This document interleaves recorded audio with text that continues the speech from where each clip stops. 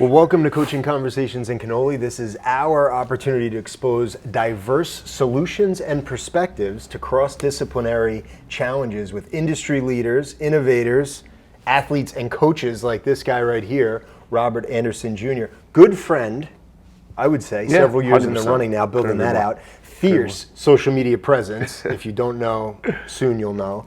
And very deliberate in the way you lead, you coach, you show up. Here, else, everywhere you are. Dutiful husband, obviously, and father, as we just went through what your itinerary was. I was exhausted hearing about the routine just to serve your the next generation, your G2. We met by way of a player of yours several years ago. Obviously, you inspired Stefano so much, and he was getting to understand who I was and was like, you have to meet my coach. And at that point, I didn't know if it was like he just walked off the field with you 2 minutes prior or what, because he holds you, as all of your pupils do, in such high regard.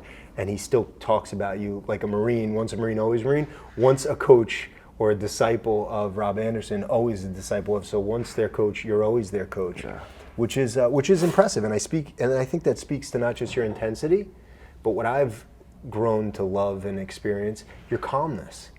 Because you're not let me grab your helmet and scream at you and try to ignite it in you by brute force, but rather, and I'm sure you get to that. I've never been in the huddle with you. I've never been in that pregame chant or whatever it is. But you have a calmness that's so deliberate and so measured that really does instill just the right balance of fear and inspiration to get the team, get the individual, rallied and ready to go. And that's something that I really love. Win by design, the RAJR method, and you are listed on everything in our files is RAJR. That's it. So the RAJR method, which is distinct and proven, speaker, coach, dad, husband, awesome human, and just purveyor of thoughts, philosophies, and knowledge that I've become very enamored with. So great to have you on this episode, Robert Anderson. Where do we begin with a guy like you? There's so many places that we can start. There's so many things that I know you're focused on a day-to-day. How do you want to open? Let me leave it to you. I think the most important is faith. I think in the time that we're living in, to leave out faith or to be I'd be remiss if I didn't talk about the importance of it, because if we can share anything with our viewers right now, it's a foundation of faith. And whether we find that in our God, or whether we find that in our reading, or whether we find that in our fitness, or through interactions, I think it's important that we find it, because these are challenging times that we're living in, and people's spirits are being challenged. And quite frankly, the truth is that the only thing that can really ground us is a belief in something beyond ourselves, and certainly having ourselves to have a guide, to have a North Star to aspire to. It would definitely be faith. And I hope that is a piece that before the end of the conversation, that people will find trust and reassurance in. So more times than not, almost all the times when I call or we get on the phone, you start mid-thought.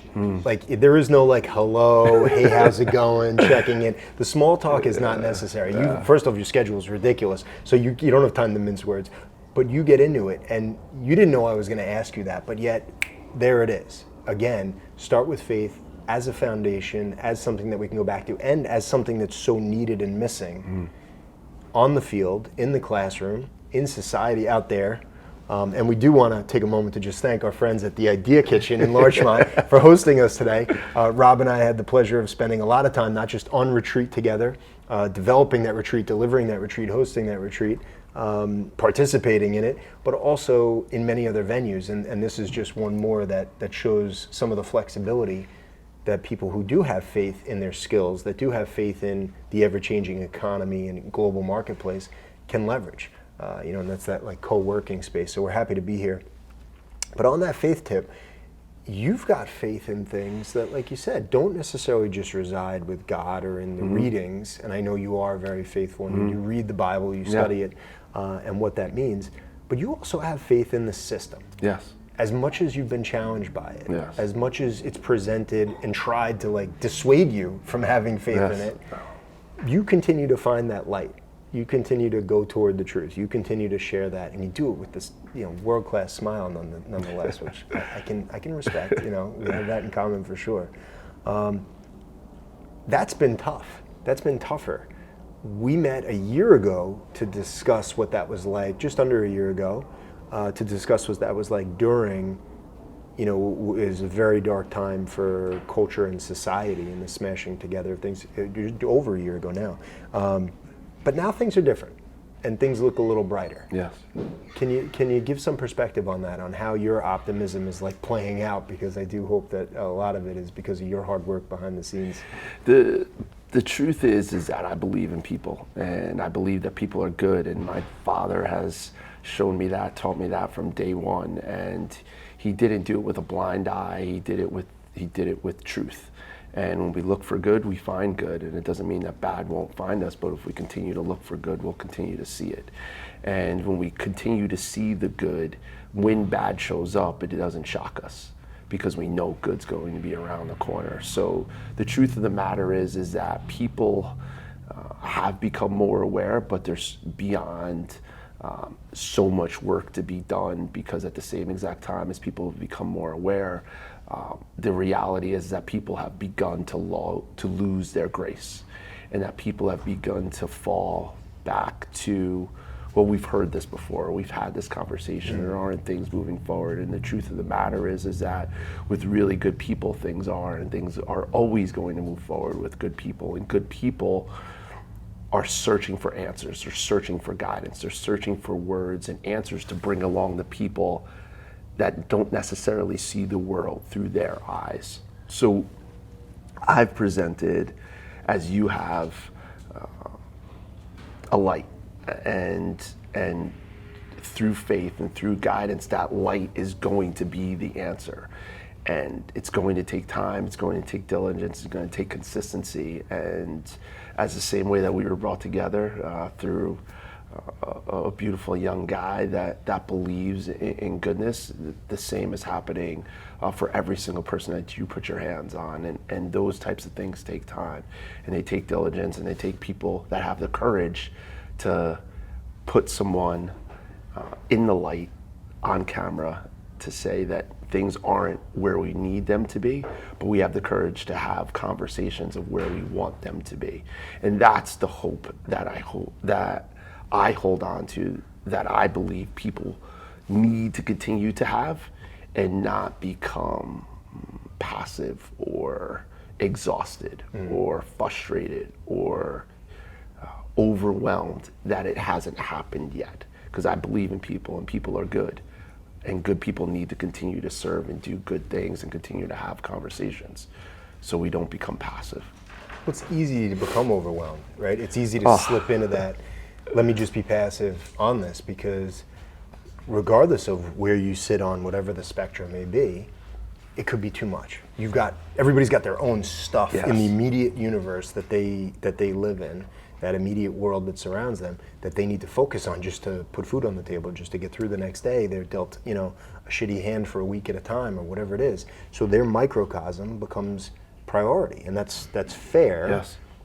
But what's also fair is that there should be an expectation to continue moving forward, and to continue to like check in on the things that are the bigger projects, the ones that we need to have many hands working toward, and not just have a few champions and they're just going to do it and take care of it, and I don't have to be involved or even acknowledge.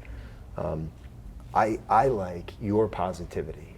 I look toward and think about when I reach, you've silently and without being present at the moment, you've coached me on being positive in a situation that otherwise might seem just insurmountable, or overly burdensome to me, and looking at it and saying, is it better than it would have been if I encountered this a year ago? Is it better than it was the last time I saw this? And is that because I'm chipping away? Is that because there's more people helping? Is that because there's greater awareness around this as a common problem, and not just well, that's for them to worry about, not me? And that's that's good too, because you do have to check in on some of that every now and then and Yes. be like, you know what, okay, all hope is not lost. Let's acknowledge some of the progress that's been made, take a breather for a minute, and then let's get back to work. And it's so simple to do.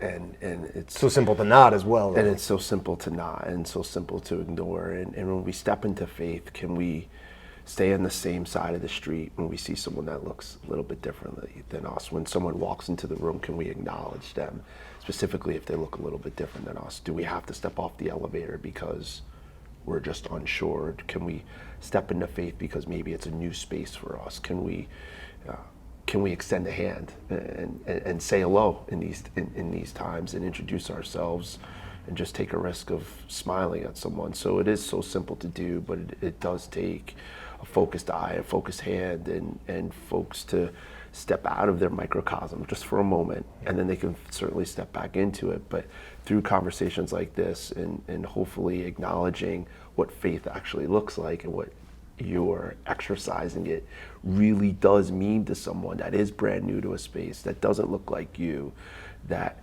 may have different skin tone, or maybe from a different space, or may physically have a different appearance than you. But when you step out and acknowledge that person, you're beginning to chip away at the bigger problem. And that's a great sign of faith. And I believe those things are happening.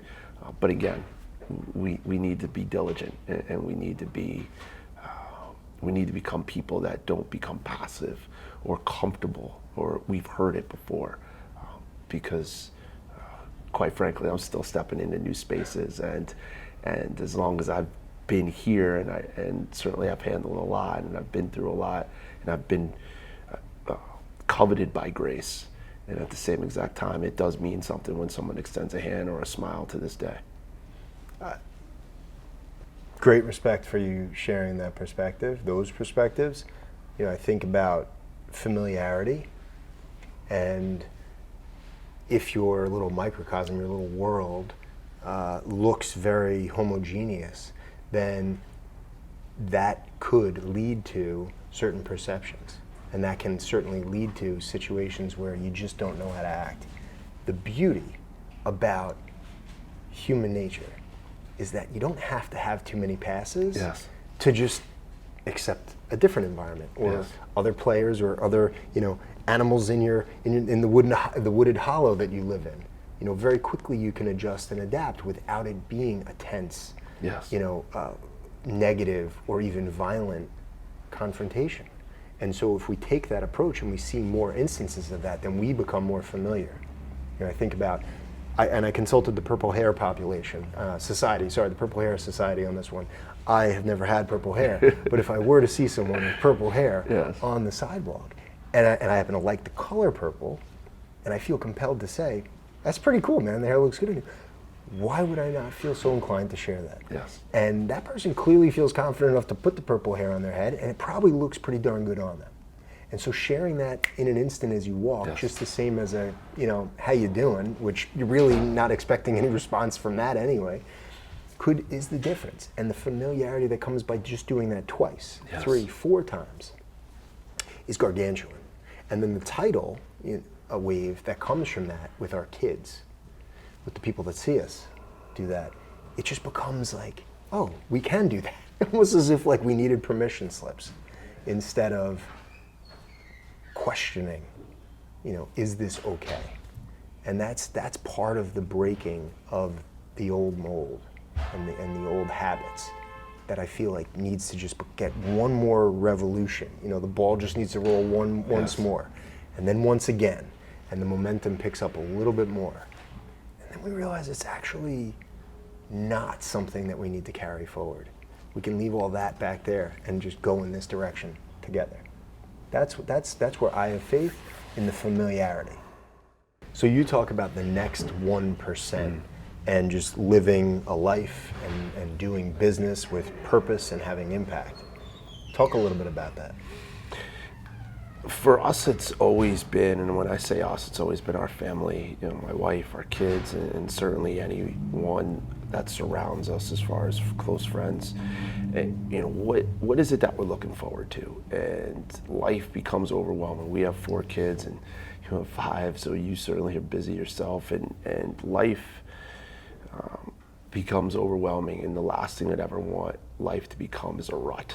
And with that, I don't want my relationship with my wife to become a rut, or my interactions with my kids to become a rut. And what can we do? What can we do to make sure we make that shift? And one of the things that we do is attempt to give ourselves to something to look forward to. You know, what is it that we can put on the calendar 4 or 5 months from now that's going to make us feel great, that's going to make us feel excited? Because what we've learned is that being at the destination is great, but the anticipation is really where the excitement and life really lives. So we're consistently looking for something to look forward to. So we have 4 to 5 month windows that we put out in front for ourselves as a family and certainly individually.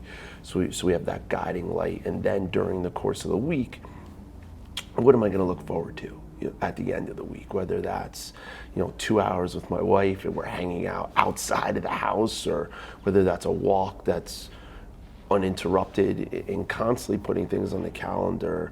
So as the week is going on and as we're preparing to take care of the day to day, we don't ever fall into a rut. So having those 4 to 5 month windows that we can look forward to as a win, and then certainly to have at the end of the week, midweek, what are we going to do to look forward to, so we feel like we get a big W. Yeah, that's big. And certainly with juggling that many schedules and all the permutations and all the collisions that happen when you're trying to manage all that, right, to the best that you can. Having a target, multiple targets even, that you've declared and you all can kind of work toward, even though they may be individually or pairs, as you said with Kelly, something to look forward to. Now, something to look forward to is one of 3 things that you have. And did you take that out of someone's like Oscar speech or something like that? There's like 3 things you need to have, 3 components or things you need to strive for. One of them is something to look forward to, or someone to look forward to. Right? What were the other 2? Something to look forward to, someone to look up to, and someone to chase. And Matthew McConaughey accepted an Oscar, and it was really. He may have. Nah, I think your abs are better. I was gonna say. I know mine are not better, but I think between the 2 of you, we could need to pose down. He's a pretty good-looking guy. Yeah. Well, you're both getting old, though, so there's a little bit of that like daddy flab. Or something. I'm gonna hold out. I'm gonna push back the dad bod as hard as I can for as long as I can. You gotta watch the gray for sure. Crop out. Yeah, that's my struggle. I'm sort of getting comfortable with it. I have a couple, so now at this point, I'm like, all right, maybe that's part of the deal, as time's going on here. So Rob and Matt in the Airstream on the beach doing like Russian twist, which is actually not allowed anymore, by the way. Yeah. You can't do Russian twist. So Rob and Matt doing crunches on the beach, running in the water, and someone to chase, and someone to look up to. Yeah. In addition to something to look forward to. Yeah. So as we're chasing this 1%, one of the things I know I've consistently have added to my life is mentorship, someone to look up to. And mentorship for me is in a few buckets. We have a family bucket, and certainly there's families that I look up to as far as relationship-wise, what type of wives and husbands have been manifested in these beautiful families, what type of kids.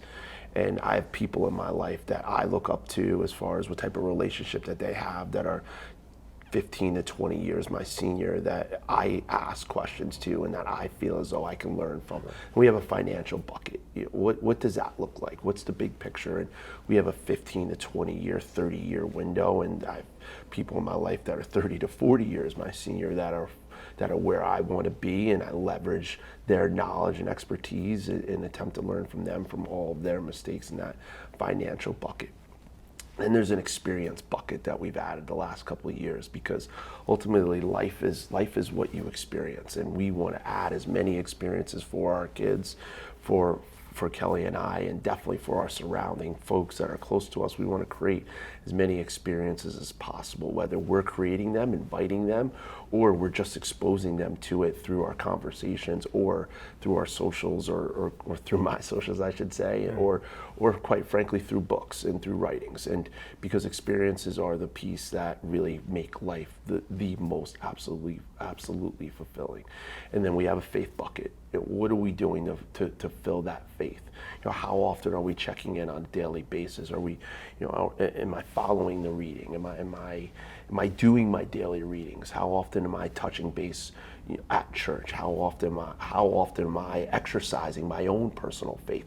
How often am I making myself uncomfortable where I have to exercise faith to finish something that I'm not physically, mentally, emotionally prepared for, and I have to step forward in that faith? So having those buckets is consistently giving me that thing, that's someone to look up to. Right, and it loops in the people that you loop in are the ones that then you inspire, because most folks won't have the type of diligence, the type of fortitude to continue to push forward and work harder toward and set those goals and meet those objectives as a family, as an individual, even on paired off with the kids or with other coaches.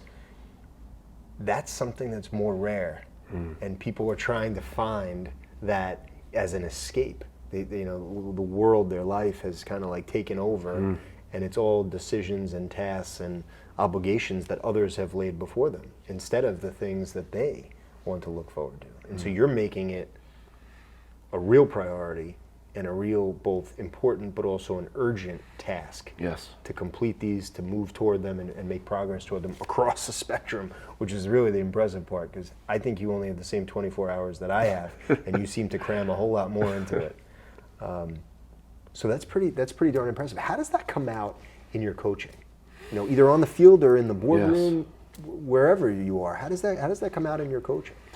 It starts with safety. The first piece of leadership that we talk about is that psychological safety. Certainly you need physical safety. We're sitting here, we're not worried about the roof falling on us or the floor falling below us or something wild coming through the window. So there's a sense of physical safety here, and we need to make sure that we're creating that for everyone that we're around. And that's my number one priority as a husband, and making sure that my wife feels that regardless of what situation we're in. And definitely our three boys and our daughter, make sure that they feel that. And then there's a piece of psychological safety, and we see it in the boardroom all the time. What does your circle look like? Are the people in your circle, in that inner circle, in your C-suite, are they the ones that feel safe? Or have you been able to extend that circle? Because the strongest and greatest, the most dominant businesses and corporations, out the 50th person on the roster or the junior most person in the company feels as safe as a C-suite executive. So what are you doing to provide that safety, and what are you doing to make sure that you protect those people that are inside that safety circle, and then how are you evaluating those people coming in?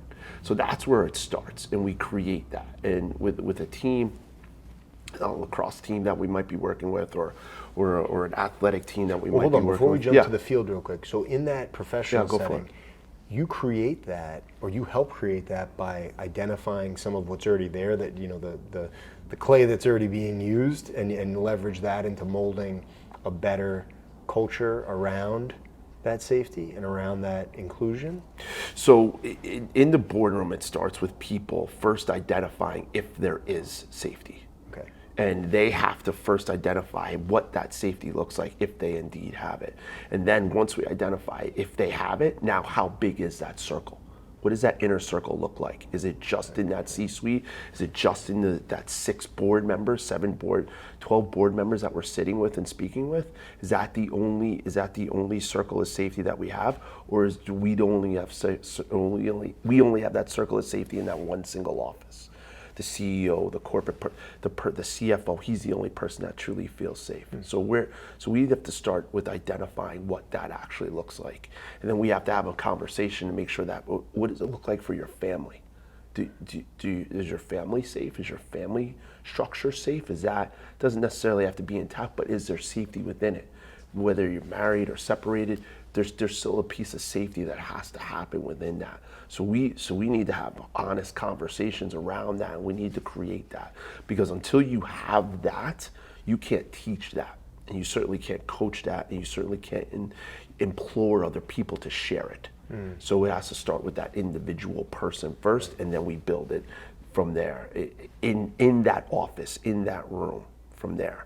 Then we speak about, now what does it look like visually for you? We're visual creatures, we're humans. You know, is it on a wall? Do we have a mission statement? How close to that mission statement are we? Are we living it? Are you living it? Are you sharing it? Are the people within your organization, do they know what it means? And within your mission statement, is there safety in this? Are you speaking about it? Are you sending an email? Or are you getting up out of your seat and you're walking the 30 feet around the corner to tap the person on the shoulder to let them know what you thought of their proposal? So how are you creating that safety? Are you letting people know that there's layoffs? Or are you walking up and individually talking to people and saying, this is our situation, what can we do to keep everybody here so they're safe? And because we're either going to create it individually, or we're either going to create it as an organization, or we're going to create it in silos, and we see it all the time. Oh, we just saw it with the Zoom layoffs, right? The classic example where we laugh, and it's sad that was viewed as something that was appropriate given the circumstances, when in reality, perhaps like you said, a deeper conversation with the same end result, but a deeper conversation, the means might have been much better. We saw it in Peloton, where Peloton CEO said quite simply, we're not a family.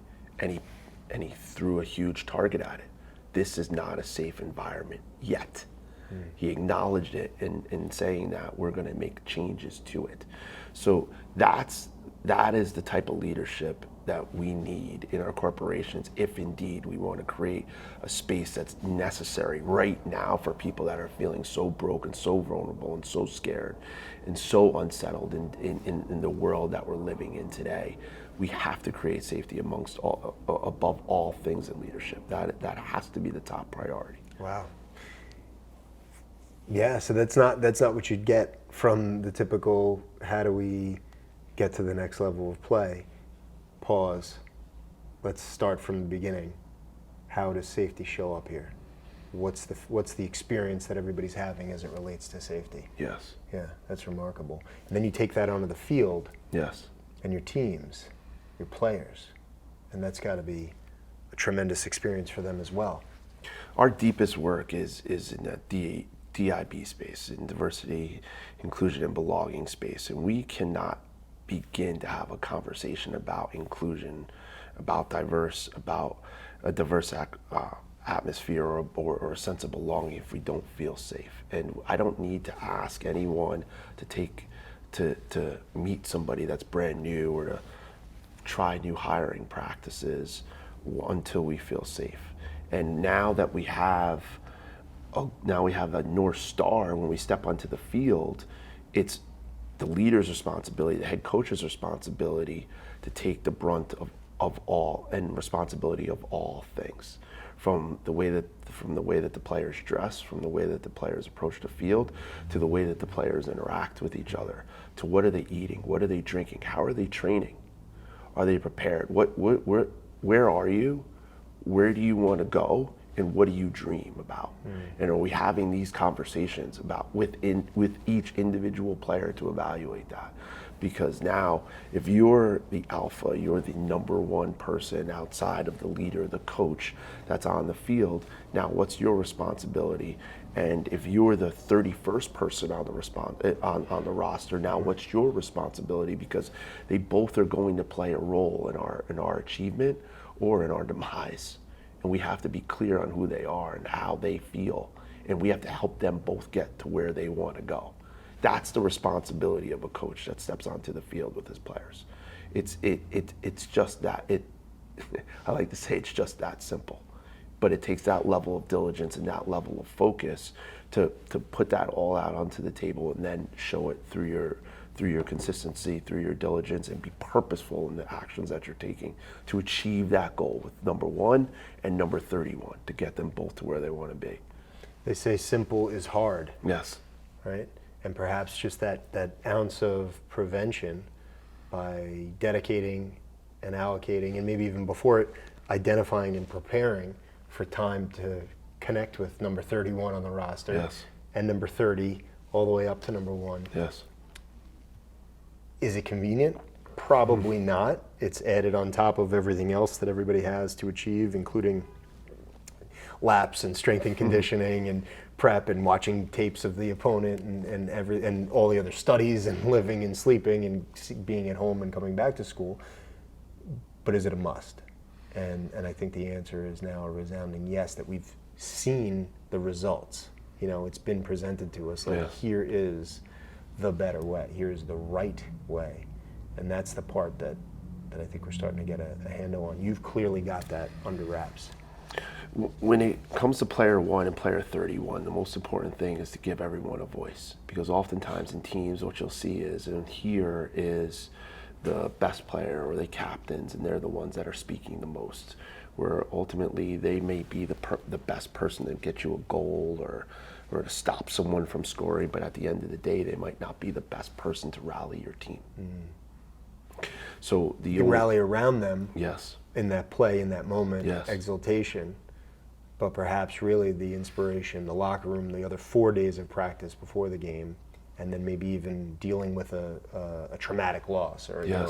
just a big letdown, right? Comes from the unsung, yes. somewhere in the ranks. Yes. 23, 38, 31, whatever the number, right? Yeah, I feel like I've experienced that as well, where it's often the C is not necessarily just worn by the leading scorer, but it's worn by the one who's a little more focused on what the team needs. Yes. And oftentimes you have or 4 captains and stuff, and you get that out of some of them because they realize just how important the complete package is.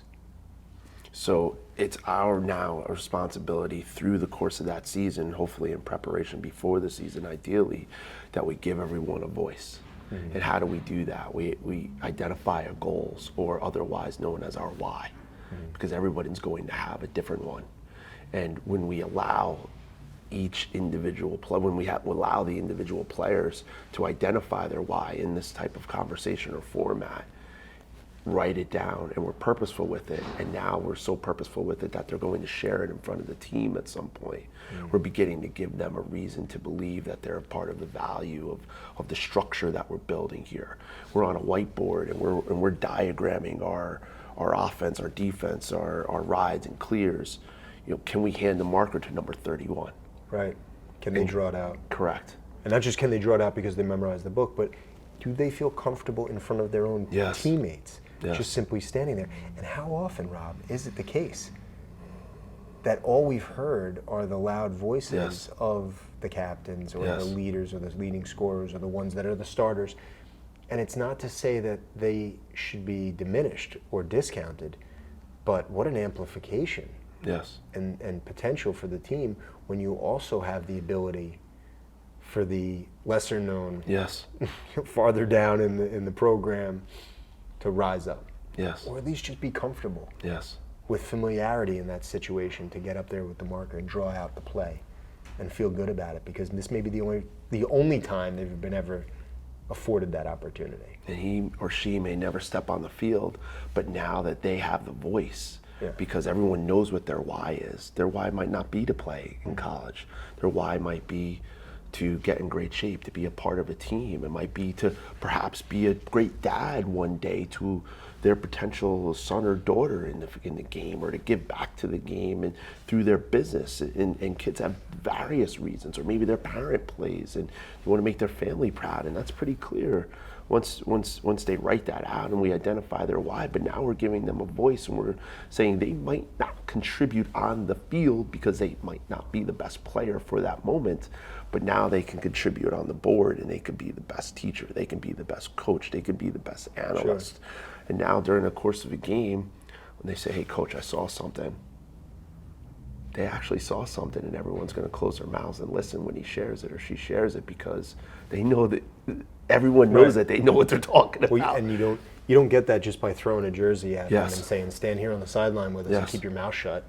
Yes. Because your stick skills aren't what they should be, or yes. they're not as good as the other players. You get it because you've included them in the conversation yes. every step of the way, regardless of what the end result of yes. the game might be and what that looks like. Yeah, I'm really into this approach to go deep on that coaching experience, not yes. just on the field, but also then, of course, in the executive realm, where so many folks that end up classically, that end up in executive positions and managerial positions have been athletes or have been athletic and exposed to it. And I say, how it hasn't been a surprise then when you consider your approach, how it's not a surprise that perhaps as managers they are implementing the same practices and structures and formats that weren't really optimal to begin with, because they're hearkening back to great experiences on the field or on the team, but it's not at 100%. It's not a complete package. And now we've got a little bit more evolution to that thought, to those methods of inspiring, of including, and of growing as a team, as opposed to just the starting team.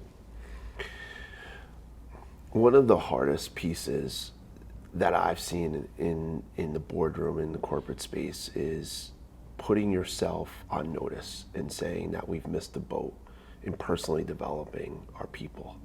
And it's challenging to say that we need to teach people how to overcome anxiety. It's challenging to say we need to help people in their family structure.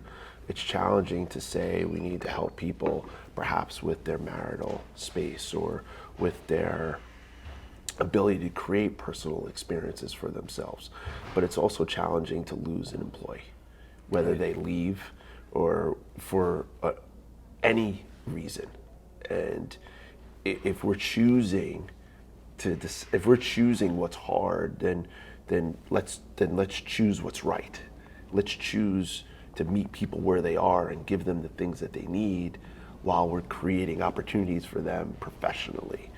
And the greatest corporations have that ability to implement goals that solve personal development challenges for their people while building them in their corporate business space to perform as an employee. That's what that inner circle is able to do for each other.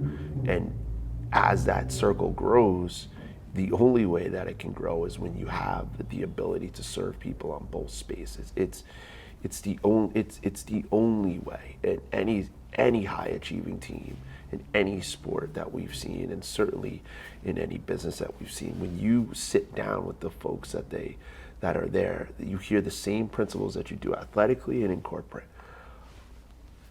We worked really hard for this. I love these guys that we work with. This was so worth it. Right. We gave up so much, and look at what we did. This is the greatest time of my life. I'll do anything for these people. They're willing to sacrifice so much more for them. They're willing to sacrifice so much more for you than versus willing to sacrifice more for another dollar or for another bonus, because we have it backwards in business. You know, in people, we award people for sacrifice. But you see it in the military. We award people for sacrificing for each other. But in business, the reality is it's the other way around, and we sacrifice for bonuses and don't even necessarily even want to give credit at times to people. We hoard instead of, acknowledge and respect the abundance. Yes. Redistribute the abundance. Yes. What's special about your approach is you're driving toward action, premeditated or planned or intentional really, where you can ultimately improve the outcome versus the negative action has already occurred. Someone's gone, and now you're in react mode. Yes. And now you've got to think about that, be frustrated, be disappointed that the team didn't identify it sooner, but in reality, it was just a little bit of foresight that could have gone so much farther and still move the organization forward, as opposed to suffer, a departure. And so there's a real value. That's where I think it shows up on the balance sheet more than simply headcount, more than a grid for HR, but it shows up on the balance sheet of this actually costs. So let's get that as part of the argument as well. This is actually costing to avoid these preparations, to avoid these inclusions, to avoid these conversations that are not necessarily comfortable, that are not necessarily easy. But with a little bit of prep, with a little bit of counsel, they become a heck of a lot easier. And that's, and I say it athletically and certainly professionally, you don't have to be that person. You don't have to be that girl. You don't have to be that guy, because quite frankly, not everybody is. Sure. And I'm good for a lot of people in the coaching space, but I know that I'll surround myself with people that are far different than I. And that's because I might not reach, the number 22, 25, 26, 27 guy. I might not even reach the number 2 or number 3 guy because of a personality space. So surrounding myself with great people that have different abilities than me, different mindsets, the thought process, but we're all shooting towards a common goal. Now I'm surrounded, and more importantly, the team is surrounded athletically by people that they can connect with because of their personality and their style. But we're all towards the North Star, and same in the corporate space. It doesn't have to be you, because some people don't have that ability. Sure. So you have to bring somebody in. Then you have to surround yourself at the table with people that have the ability to do that, because it's what's necessary to win in the long term now in business. The cost is too high, and quite frankly, the pain is too deep in losing. Yeah, no doubt, for sure. So let's talk a little more about someone to chase. Yeah. Because that's always one that I feel, and I was hoping to get that trademark smile out of it, where it's fun to really think about how many ways you can unroll that. Yeah. It's super exciting. So when we think about the buckets, personally, I think about the experience bucket, and that experience bucket has really become a health bucket, and I've merged those two, but making sure that the health bucket is always guided towards experiences, because that's what becomes memorable. Because it isn't enough at this stage to lift a bunch of weights or hit the bike. What experiences am I creating for the people around me as I'm improving my health? Sure. And that's what's important. So what am I chasing? Is it something outlandish? Is it a marathon? Is it an ultra marathon? What's that big ticket item, that my family can almost get, if not in awe of, almost a little uncomfortable. I was going to say a little more afraid of. Does Dad really get? Well, now they probably don't question it. Yeah. They know. They question you still, but they don't question that you have the capacity to set that. The bag, the big hairy audacious goal, right? Yeah. And I think you even sent me that at one point, like, Joe, here's the program that I'd like to see you do, with like a calendar, which was like a remarkably, for me, just very daunting and frightening to look at even on paper, but that chase results in, even, as they say, shoot for the stars, and if you fall short, that to me is really what it's about, though. And it's exciting, and it brings a great story to tell, and it allows us to stay out of our rut. So I'm constantly looking in that specific bucket for what am I chasing? What are those big ticket items that I'm adding to the calendar before the end of the year? Because every day could become just another day. But it's those scary items, those scary thoughts, those unknowns that make the day memorable.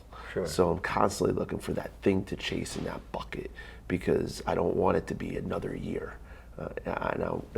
I would love for the people around me to experience that, just not another day. Right. That, if anything, that can make me cringe. It's just another day phrase. Just another day. And that's the last thing I ever want my life to be. And right. So in the same regard, someone to chase as far as that finances are concerned. What just sounds crazy, crazy in 10 years to be able to do in 5 years, and what does that look like, and now what do we have to do to achieve that? And that's again, that's exciting. That's exciting to think about, that thing to chase. And it isn't necessarily, even at this point, it isn't even the number, and it isn't even the journey. It's the vision of what that will create, what that will mean. And that is just that. When I hold tight to that, just what will that actually mean, that's exciting to me. And it isn't even the number, it's just what that means. And giving that meaning something to chase is fulfilling. How do I increase my faith? How do I chase that? And how do I chase it by challenging myself to do something that is a little bit awkward at times, and it might be taking on a role, coaching wise, that doesn't totally make any sense at all when you look at the paper, but you turn around and you say, well, my wife believes and my kids support it, and this is going to take a tremendous amount of faith to take something like this on, so that's worth it. And here's the window of time that we're doing it for, so let's go. And so having that thing to chase in that moment when things don't seem like they make a lot of sense to try, whether it's a new coaching opportunity or a new business opportunity, and specifically when it's in a smaller window, and if it's in a 90-day window, what can you make a real commitment to in 90 days? And when you turn around, you're gonna be proud of yourself for that. And you have the support of your family and your wife, and certainly your friends that are around you, that are close to you. Check the box and go all in. And that's it all. It's a freedom. It's a freedom too, that you're seeking the freedom to go there and dream that big and have that vision that's unbound. And if it's completely ridiculous and unattainable, that's okay. It's that image that lives, even if only here, that you articulate to your squad, your team, your tribe, that they get excited for, even though they know you're bonkers. And it's either going to be the death of you, or you're never going to get there. But they are so along for the ride. Hella more exciting than just another day. And living just another day. Which is a horrible bumper sticker. I mean, like, that's almost like unmotivated vehicle, just another day. That's a very sluggish vehicle right there. Painful. It is painful. Painful stat that you shared recently was on some research by Angela Meyer. Talk about her work in particular, where she shined a light on perhaps one of the greatest opportunities of our generation. Something that isn't so profound that it solves physics, but is yet so simple and so difficult that we haven't mastered it yet. So Angela's an educational consultant. She's a TED speaker, multiple-time TED speaker, and she conducted research at this point more than a decade ago. She asked 500,000 students around the country, around the United States, one simple question: what would make you run to school? What would make you run to school? Run to school. And free ice cream would have been my, is that like option C or D? I think as a kid I probably would have said phys ed all day. No surprise. Do I get to do deadlifts? Right. That probably would have been my number one, because we had to convince the athletic director in high school to let us work out during school. We had to do a really good negotiation to let a small group of us that were always together during those free periods to let us get in the weight room. That was how we wanted to spend our time in the middle of the day. But so that wasn't part of her research. That was not. What she did uncover. And one simple question: what would make you run to school? And the answer is shocking. And it was simply knowing that we matter, knowing that I matter.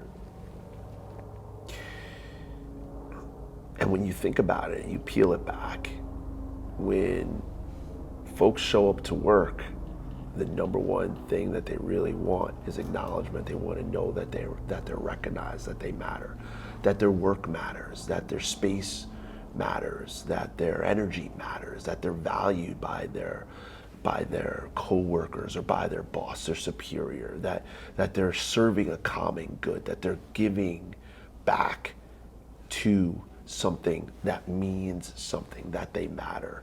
And in schools, oftentimes educators are driven, we are driven by the curriculum. We're driven by a superintendent, a assistant superintendent that's responsible for the curriculum and the professional development of the teachers, and teachers are guided, and then principals, and then the principals have assistant principals that are responsible for the discipline, and then the teachers ultimately are responsible for everything, Right. with the sole exception of having the ability to simply focus on each child in their classroom and making sure that they're recognized and that they matter. And when we shift the focus of why people are good, quite frankly, I've always been taught, my dad has taught me, and certainly my mom, we believe in people and people are good. It isn't that people turn bad, they run out of reasons to be good. And part of the reason why they run out of reasons to be good is because they run out of reasons to believe that they matter.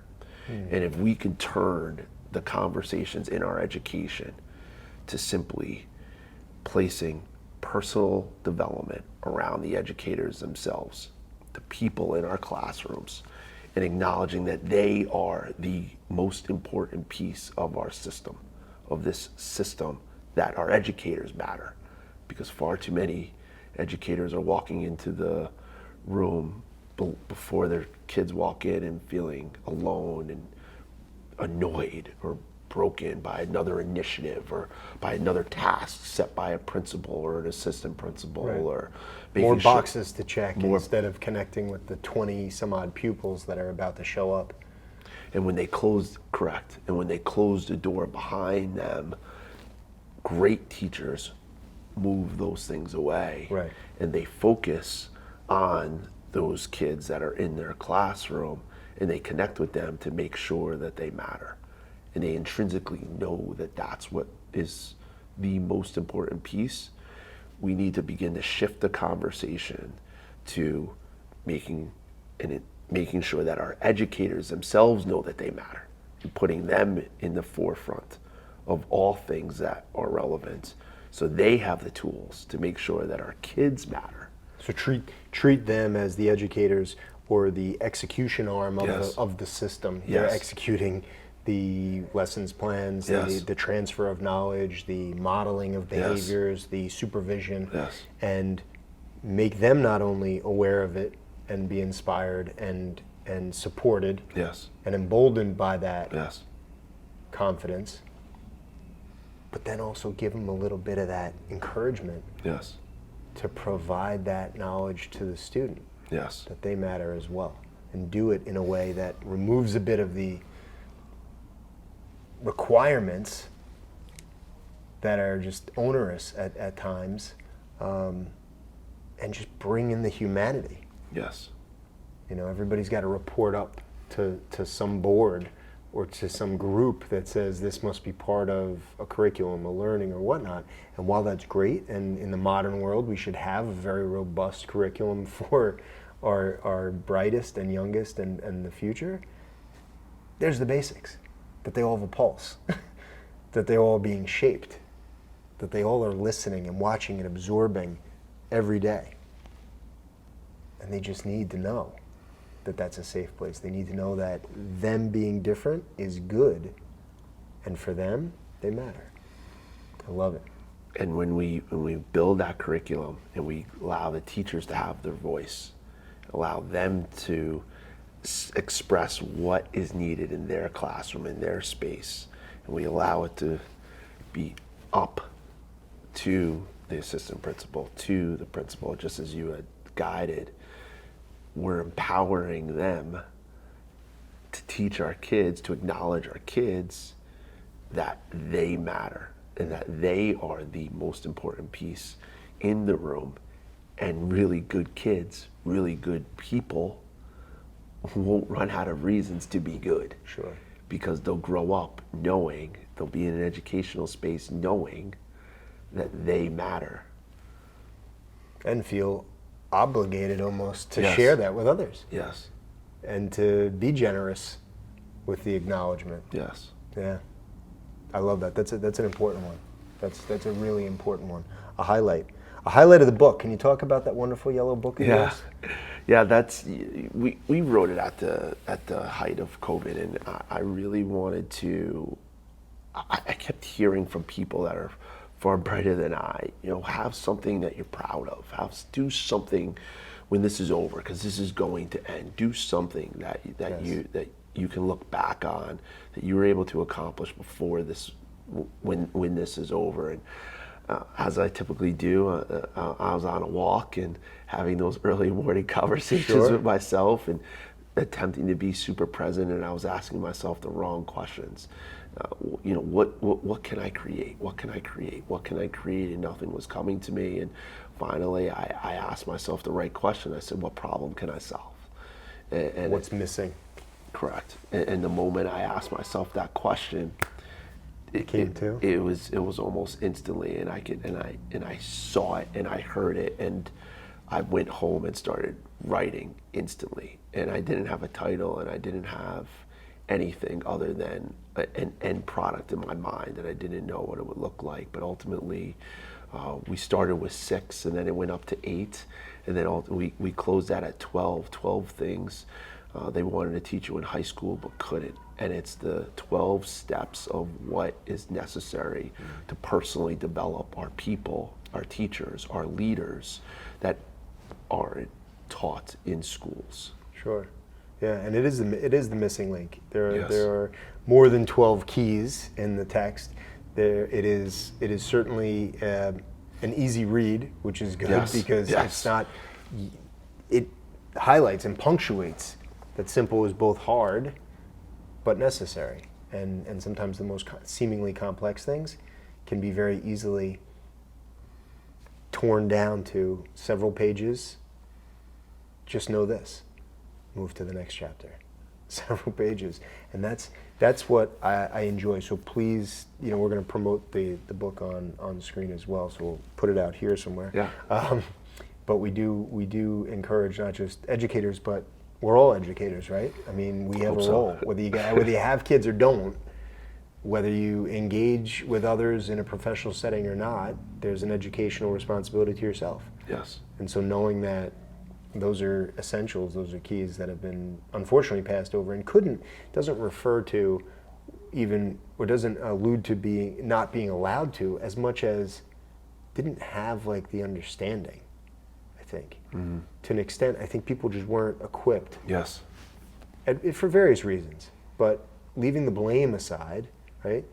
People weren't equipped well enough to address certain facets of the education system.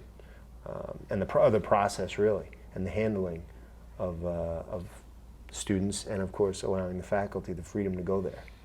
So it's good work. So let's move into the final stretch. Yeah. Come around the fourth turn, and we're in the final stretch of the race, alluding to, of course, the theme, the polio, the horse race, and bringing it home. Quick responses, whatever comes to mind. Yeah. Don't worry, you will likely want to revise a few of them tomorrow, but this isn't the this isn't the end of you. Yeah. I'm just going to hammer through these and enjoy your knee-jerk reaction. So, first paid job, first time somebody paid you for your work. Dug ditches. I dug ditches on the side of a home for a pool. So anytime someone wanted to put a pool in, they needed ditches that were dug, whether it was from their home or whether it was from the side of where the filtration system was going to go. I'm not exactly sure, but there were spaces where the backhoes couldn't get in. So I dug ditches. Man with shovel. I would drive up any hour that I wanted. I would dig, and I would be alone and have all the time that I needed, and then I would put myself on a clock and challenge myself to see how fast I could do it, and then I would figure out the optimal way to move your body and move the dirt. And I would move the dirt, and I made it a total competition. I would put a timer up, and then I would just put the clock running down. I'd barely take lunch and just absolutely have at it, and I'd give myself just that window to get it done. I made a complete competition. Always something to chase with you, isn't it? And then I had 2 sets of clothes, so it would end the day. So I would have freshen up. Yeah, so I have one set that I wore there, and then another set in the trunk. So the set in the trunk was what I wore to dig the ditches, and then I would take all of those clothes off, everything, throw it into a garbage bag, zip that garbage bag closed, that would go into my trunk. And then there was always water. Some nice folks would always bring out, and I would always select to have the hose, so that I would take a hose and hose myself off that outside. Probably felt so good. Oh, amazing. I would hose myself off, have my clothes that I'd change into, a pair of shorts or slides, and then I would make sure that I got some type of run, workout, or bike ride after, just to prove a point that wasn't my workout for the day. But that was that was my first. If you weren't born 20 years later, that was great. We could have just seen all the reels of that. Those the footage of that. That must have been something to behold. Those were pretty wild. Yeah, but I was just out there on my own. What would you advise your 20-year-old self? Patient. Be more patient. Be patient. Be more patient. Who is or are your rocks? Kelly. Yeah, that's and the voice of my dad every day, for sure. And then both of them steer me right back to my faith. Love it. $10,000 must be invested. Where do you put it? People. So I $10,000 in relationships. So what is that $10,000 going to open up? Is it a mastermind? Is it an experience? Is it a one-to-one? Am I $10,000? Am I paying for someone's time to sit and ask them questions? People. Great. All-time favorite meal? Pancakes, blueberry. Oh, I've seen your pancakes. Of course, they're not as unhealthy as the ones that I would typically eat, but they look good nonetheless. I blueberry pancakes. Maple syrup? Can you do maple syrup? Yeah, honey? we do. Yeah, we do honey. You could do I've even comes from a tree. How big could it be? Yeah, for sure. As long as 100%. Banana has really become hand in hand. So it's banana or blueberry. Love it. I love pancakes. Nothing like it. Yeah, fantastic. We could have breakfast together anytime. Love it. Current playlist, book, or podcast? What do you got? Depends on the mood and where I'm going. Am I working out? If so, probably DMX. If I need to recharge, it's definitely going to be gospel, for sure. If I'm in a mood where I need to just decompress and just unwind, probably Drake. Interesting. All right, I love it. He's got the soundtrack. What was your last live concert, show, or event that you attended? Wild. I haven't been to a concert. I haven't been to a live event or concert. Well, you were at that small gathering down in Palm Beach recently. Yes. Well, you said concert. Yeah, no, I know. I led with the big event. Yeah, I know so that's really, I didn't sing at it. I didn't sing at the retreat. But absolutely. Maybe the next one. But event. It was a magic show, though. There was a magic show. Magic show was. Nick sang at dinner. Nick sang at dinner. You were at a concert at dinner. So fair. Even though you came a little late. It's okay. Gosh, hustling. But the magic show was actually the entire retreat. So it was directed towards concert. But event, it was in West Palm, and it was not just because it was yours. There were so many moments, but it felt good to be back together with others. That's exactly what I was going to say. It was the people. Right? It was being able to sit down with people that have different perspectives but the same North Star. Yeah. People that care about family, care about finances, care about adventure, care about experiences, care about their health, but are coming from a different space. It was just such a privilege to sit in the room with folks and just listen. I just felt so privileged to just be a part of it. So that, and not to mention the weather was pretty nice. The weather was pretty nice. And the crowds were wasn't phenomenal. Very nice here. The grounds were just beautiful. It was great to start. And the food was incredible. The food was. You did not eat any cake, which is, you held true to the diet, which I was very impressed at. Your favorite app that you use most frequently, rely on, whatever, what's your favorite app? LinkedIn. LinkedIn, yep, you're very present there, and that's a good thing. Great brand. Most influential business read, and you can cite your own book. So something that you read or Start with Why. Simon's work. It just keeps coming back, and it just hasn't left. It hasn't left my stand where I sit and I read at night. It just constantly comes back to me. Yeah. Leaders eat last is a good follow-up. Yeah. How will your 80-year-old self look back upon or describe your life? Legacy. What type of legacy have I created, and have I created a legacy when I'm gone that my grandkids and great-great-grandkids will still talk to me and know my name? Wow. Tremendous. Rob Anderson Jr., my favorite part of the show, besides all the connecting that we've done, is when we get to unwrap. Well, first, let me do this, because I don't want you getting all your cannoli cream-covered paws all over these brand new caps. Yeah, but we got two for you. Yeah, the phonetical spelling there, the polio cap, right? And yeah, this is. Yeah, so we gave you. You don't have to necessarily wear it now, but I appreciate it if you do. Yeah, this is. This is A new bill, and it's a. This is beautiful. We're gonna open up this box here. If someone's gonna open it up. I had planned on wearing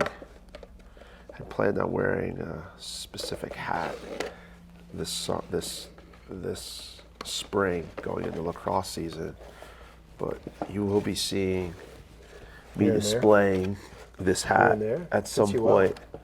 Fits you well. At some point during the season, for sure. This is beautiful. The other component of the show, besides the coaching and the conversations, is the cannoli. Yes. And so I offer to you, my friend, a delicious cannoli, courtesy of Boiano Bakery, right here on Mamaroneck Avenue in town. We're trying to, keep the local flair going. Good Italian contingency here. Now the last guy didn't eat the cannoli, and we're not going to see him anymore. So I know you got a dessert. I know you got a dinner to make. Actually. I do. And we both probably should be mindful of that. Yeah, for sure. So let's get into this. Come on, we got to at least take a bite. Definitely have a cannoli. Yeah. Well worth it. Thanks for joining the program. Fasted all day. Thanks for sharing all the perspectives. I appreciate Cheers, you. can do that. Appreciate you, my friend. Cannolis, that's fine. Nothing beats it. Who knew that you could grind cauliflower into a delicious cream like this? It's so healthy to just eat these. Oh. This is actually good. Robert Anderson Jr., win by design, fire trucks by design, certainly not by design. Hopefully everything works out wherever they're going. And we have a lot of work still to do. A lot of fun to have together for sure. This is Coaching Conversations in Cannoli. Thanks for tuning in. Rob, thanks for joining. Appreciate you having me. Love you, brother. Thank you, brother. Yeah. Love you, man.